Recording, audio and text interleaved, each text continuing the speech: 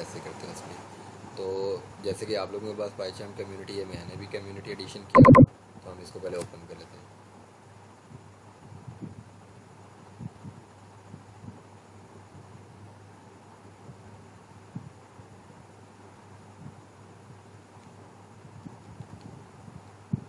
ये community addition है मेरे पास। तो आप लोग भी कम्युनिटी एडिशन ही कर लीजिएगा, क्योंकि प्रोफेशनल के आपके पास क्रैक नहीं होगा, या फिर उसके फिर आपको कीज़ के बाद में इश्यूज होंगे उसमें।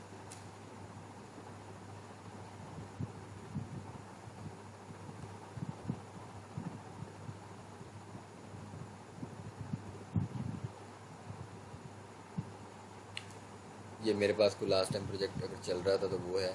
मैंने इस पर कुछ नहीं करना, मैं अपना फाइल पे जाके स्टार्ट से ही आपको बताऊंगा कि हमने इसको कैसे क्रिएट करना है। तो हम इसको फाइल पे करते हैं। फाइल पे क्लिक करने के बाद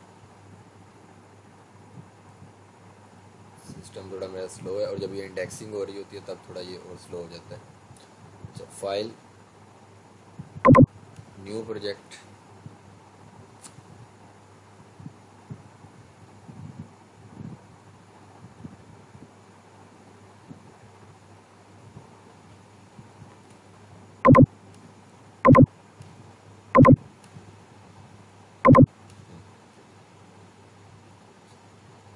यहाँ पे न्यू प्रोजेक्ट में एक होता है आपके पास वर्चुअल इन्वायरमेंट, और एक है आपके पास प्रीवियसली कॉन्फ़िगर्ड इंटरप्रेटर। इसमें कोई भी सोचने वाली बात नहीं है। जो पाथ आपको ये वाला नज़र आ रहा है, C users Asad app data local programs python python 6, यही पाथ आपने इधर सेलेक्ट कर लेना है अपने लिए। और ये मैंने आपको बताया है कि ये क्या होगा, सिस्टम इंटरप्रेटर पाथ होगा। ठीक है, इसको अगर आप इस तरह सेलेक्ट करते हैं और यहाँ पे आते हैं, ये वर्चुअल इन्वायरमेंट के लिए या सिस्टम इंटरप्रेटर के लिए आप इसको सेलेक्ट कर लें। आपके पास ये नहीं आ रही विंडो, इसको आप नीचे कर लें ऐसे, और इस तरह से आने के बाद अपना ये वाला पाथ देखें कौन सा है, तो उस हिसाब से चलते जाएं। अगर आप चाहें तो खुद लिख भी सकते हैं, सी कॉलन और बैक स्लैश यूज़र्स, फिर बैक स्लैश, फिर हमारे पास असद, आपका डेफिनेटली कोई और पाथ होगा।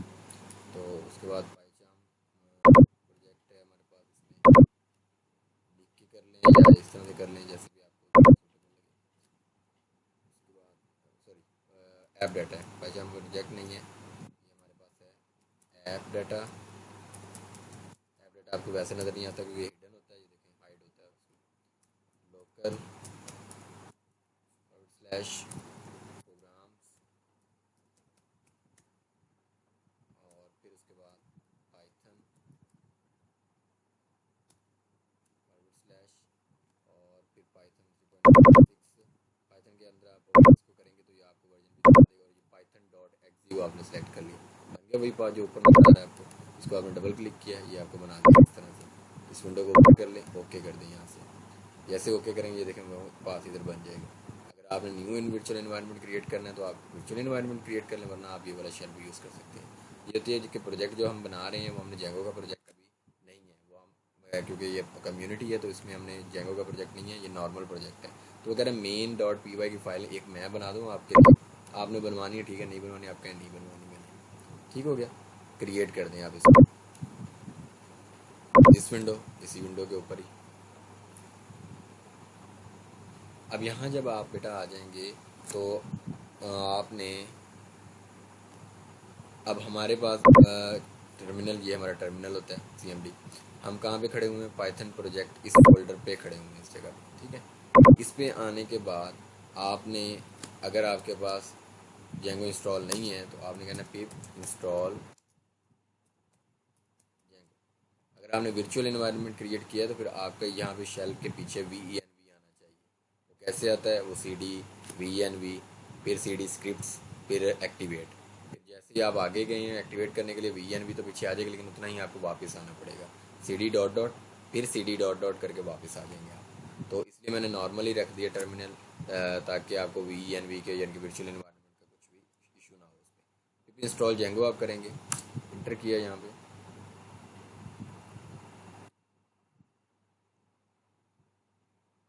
यहाँ पे वो कह रहा है रिक्वायरमेंट ऑलरेडी सेटिस्फाइड, यानी कि मेरे पास ऑलरेडी इंस्टॉल हुई हुई है जेंगो, ठीक है। आप प्रोजेक्ट बनाने के लिए Django dash admin start project, और प्रोजेक्ट का नाम आपने रख देना है, मैंने रख दिया प्रो, इंटर कर दिया।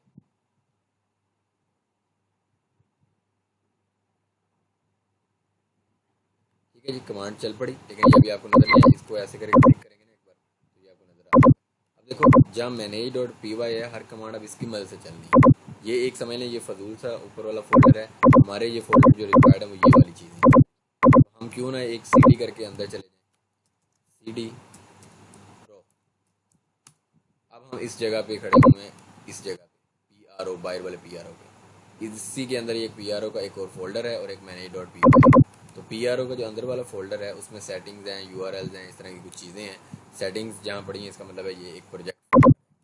अब आपने बेटा क्या करना है कि हमें manage.py चलानी है और हम बिल्कुल करेक्ट पाथ पे हैं, प्रो पे ही हैं। तो आप क्या करो, अब इधर रह के पाइथन manage.py, और यहाँ पे आप बेटा कर दो, सॉरी यहाँ पे करो स्टार्ट ऐप और माई ऐप, मैंने कर दिया नाम रख दिया। अच्छा वो स्पेलिंग गलत लिखे हैं मैंने, MANAGE, manage.py start app my app कर दिया मैंने इसमें। ठीक है, इसको ऐसे करेंगे ना एक बार, दोबारा फिर ओपन करेंगे, ये आपको बता रहा है PRO हमारा एक फोल्डर है, उसके अंदर अब ऐप का भी फोल्डर बन गया और प्रोजेक्ट का भी एक फोल्डर है और manage.py भी हमारे पास मौजूद है। ठीक हो गया। अगला काम सबसे पहले जो आपने करना है देखो जो जेंगो का प्रोजेक्ट है वो कहता है कि मैं यूआरएल जो चलाऊंगा वो ये चलाऊंगा। यूआरएल्स के अगेंस्ट जो है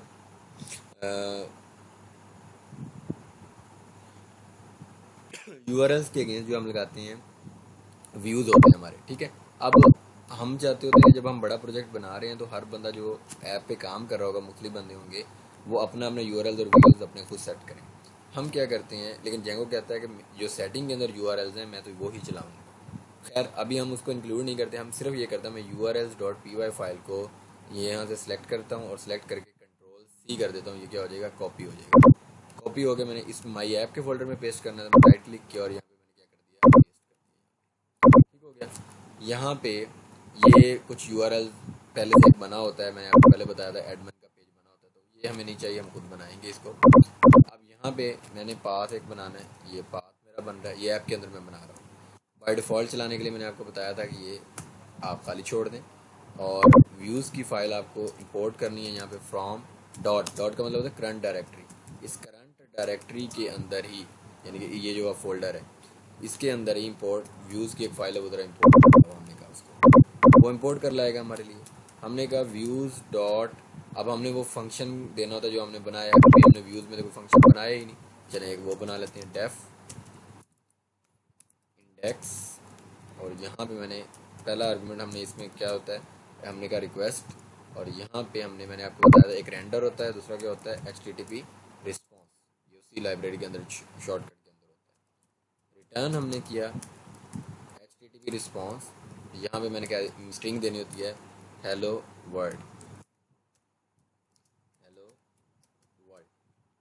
तो हमने यूआरएल्स के साथ जो है ऐप वाले यूआरएल्स के साथ इसको कनेक्ट करना है ना, तो हमने कहा ये इंडेक्स आ गया। पहले चीज़ें आपने नहीं लगानी, मैंने पहले ही बताया था। उसके साथ नेम आपने कोई देना है इसको आइडेंटिटी के लिए, तो आप नेम दे दें, कोई भी इसको नाम दे दें, आपकी मर्जी है। यहाँ पे हम इसको कह देते हैं इंडेक्स माई पेज या इस तरह की। अब देखो ये यूआरएल बाय डिफ़ॉल्ट चलेगा और वहाँ पे व्यूज़ डॉट इंडेक्स यानी कि आपके इंडेक्स के पेज को चलाएगा, लेकिन वो ये आपका प्रोजेक्ट का यूआरएल है, वो कहता है जेंगो कहता है कि प्रोजेक्ट के यूआरएल में जो चीज़ होगी हम तो वो चलाएंगे।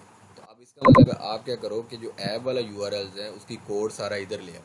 उसका कोड इधर लाने के लिए आपको क्या करना पड़ेगा, सिर्फ जो आपके Django dot URL import path है ना, कोमा लगा के इसी के अंदर होता है इंक्लूड भी होता है, तो आपने इसको इंक्लूड कर देना है पाथ, और यहाँ पे आके आपने बेटा क्या करना है, इसको भी बाय डिफ़ॉल्ट जैसे प्रोजेक्ट चले तो ये ऑटोमेटिकली इंक्लूड कर लाए उस ऐप के जितने भी चीज़ें पड़ी हुई उस ऐप के यूआरएल में। तो हमने कहा इंक्लूड, और यहाँ पे आके मैंने क्या किया बेटा, इसको सिंगल कोट्स के अंदर हमने कहा ऐप का नाम क्या है, माई ऐप डॉट यूआरएल्स, के ऐप के जो यूआरएल्स हैं वो सारे उठा के ले आओ बाय डिफ़ॉल्ट ही, कोई चीज़ भी लिखे बगैर ऑटोमेटिक जब प्रोजेक्ट चले तो उसके यूआरएल्स आ जाएं।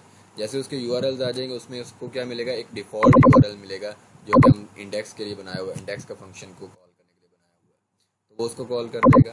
अच्छा ये बिल्कुल जैसे मैंने किया ना, आप इसी तरह से करेंगे तो एक दो बार आपकी प्रैक्टिस होगी तो ये आपको कवर अप हो जाएगी चीज़, ये फिर याद होने लग जाती है बंदे को, इंसान को। अच्छा, यूआरएल्स हो गए, व्यूज़ भी हमने बन गए, हमने इंक्लूड भी कर लिए। हमने ना सेटिंग के अंदर अपनी ऐप का नाम भी बताना होता है। जो आपने ऐप अभी क्रिएट की है, तो इसमें आप जाके देखें सेटिंग के अंदर, सेटिंग की फाइल कहाँ होगी, प्रोजेक्ट के फोल्डर में। प्रोजेक्ट का अंदर फोल्डर कौन सा, प्रो, उसमें हमने सेटिंग की फाइल खोली, उसमें होगा इंस्टॉल्ड ऐप्स। तो यहाँ पे आपने सबसे आखिर में लिख देना है ऐप का नाम क्या है आपका, माई ऐप। ये जी काम आपका खत्म हो गया। ये बस इतना सा काम था आपका। आपने इसको अब क्या करना है, manage dot P Y run server, run server, ये आपका सर्वर स्टार्ट हुआ। आपने इस पर क्लिक किया, इस लिंक पे, ये आपका एक ब्राउज़र ओपन करेगा, जो भी आपका डिफ़ॉल्ट ब्राउज़र होगा। तो होगा क्या, पहले जो आपके प्रोजेक्ट के यूआरएल्स हैं उसमें ऐप के यूआरएल इंपोर्ट हुए होंगे, इंक्लूड हुए होंगे बाय डिफ़ॉल्ट ही। और फिर उसके बाद उसके अंदर एक डिफ़ॉल्ट आपने यूआरएल बनाया हुआ है जो कि आपके इंडेक्स वाले फंक्शन को हिट करता है, और वो व्यूज़ डॉट जो आपने इंडेक्स लिखा हुआ है, तो उसकी वजह से आपको hello world by default he project running पे ही आपको नज़र आ रहा है। ठीक है।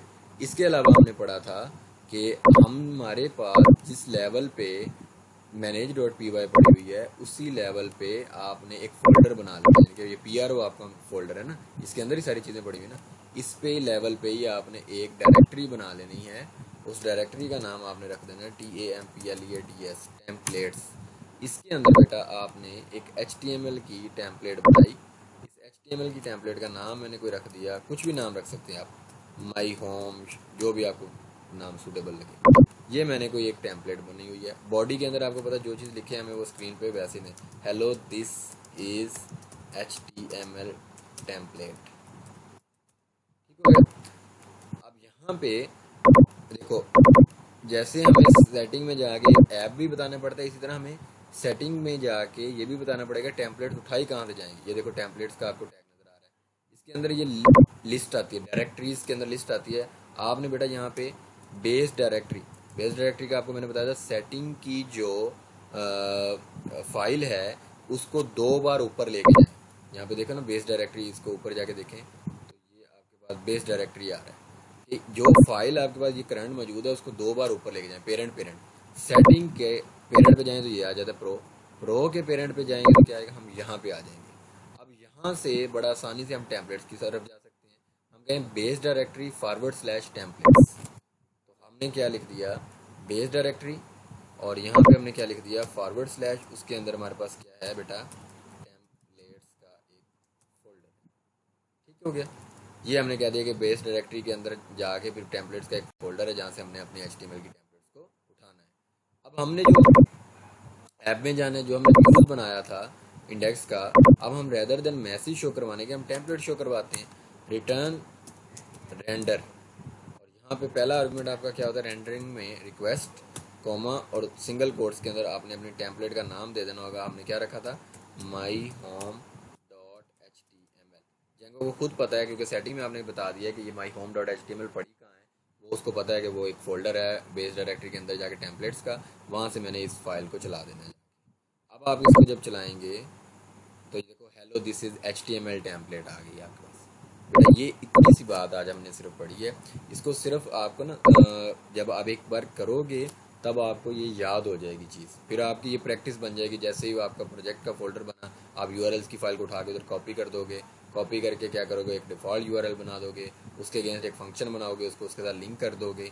लिंक करने के बाद अगर आपने टेम्पलेट एंटर करवानी है तो फिर आप एक टेम्पलेट्स का फोल्डर बनाओगे, उसमें आप आपने टेम्पलेट का नाम रखा और आपने यहाँ पे पास कर दिया। एक बार सिर्फ प्रैक्टिस करके देखें, कोई भी ये चीज़ मुश्किल नहीं है ये तो। ठीक है। अगर फिर भी कोई क्वेश्चन हो तो आप मुझे बता दें और मैं आपको उस पर आंसर भी दे दूंगा। आप पूछिए आंसर, ईमेल भी है आपके पास मेरी, ईमेल पे आप मुझे बताएं कि ये एरर आ रहा है और ये मैंने ये चीज़ें फाइलें इस तरह सेट कर दी हैं। तो फिर भी अगर एरर आ रहा है तो फिर आप मुझसे पूछें, मैं आपको बता दूंगा उस पर। ठीक है जी, ओके जी।